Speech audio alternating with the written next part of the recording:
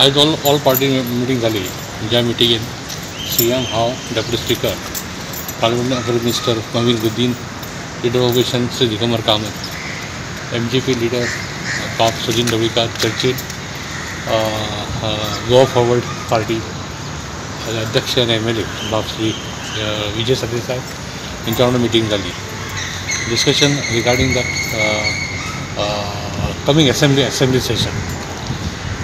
गोव्यान दिसान दीस जे कोविना केसीस जी आसा COVID-19 ह्यो वाडत चल्लेले आसा. आमदारांक लोकलाक त्रास जावपाक लागल्या, आमदार सुद्दां विक्टीम जावपाक लागल्या. आनी ह्या खातीर एक 10 डे सेशन आमी पयलीं डिसायड केल्लें. पूण ह्या 10 दिसांक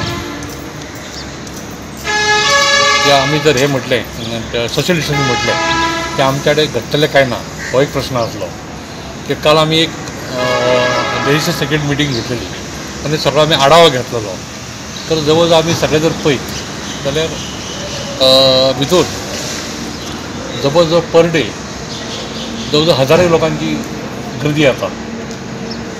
इवन आमी आमची गॅलरी रिकामी घेवंक शकता. Whether it is legislative staff, whether it is police department, fire service, health, different government officers, MLA staff, minister staff.